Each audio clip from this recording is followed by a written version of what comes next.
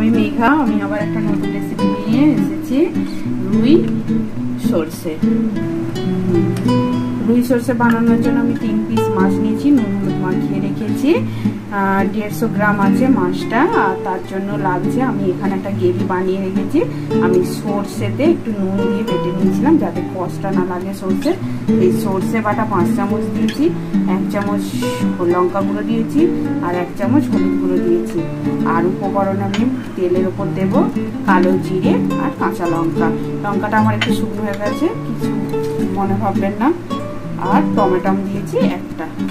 দেখুন বন্ধুরা, তেলটা আমার গরম হয়ে গেছে। আমি এবার মাছটা দিয়ে দিচ্ছি।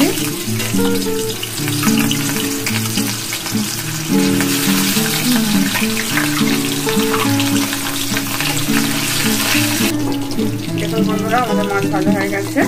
এবার আমরা তুলে নিচ্ছি মাছটা। এই তেলেই ফোড়নটা দিয়ে দিচ্ছি, কালো জিরে আর কাঁচা লঙ্কা।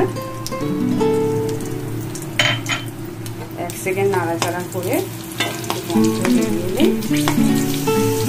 আমরা তেলের মধ্যে টমেটো একটু টমেটোর মধ্যে নুন দিয়ে দিলাম। নুনটা দিয়ে আন্দাজ মতো দেবেন।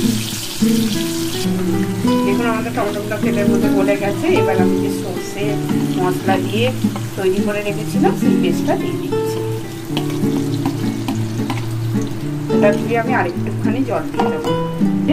একটু জলটা দিয়ে দিলাম। গ্রেভিটা যে যার ইচ্ছে মতো করবেন, যে যেরকম গ্রেভি রাখতে চান। দেখুন বন্ধুরা, আমি মশলা দিয়ে একটু ঝোলটা ফুটিয়ে নিচ্ছি। দেখুন বন্ধুরা, আমার মাছের ঝোলের গ্রেভিটা হয়েই গেছে। আমি এবার গ্যাসের ফ্লেমটা বন্ধ করে দেব।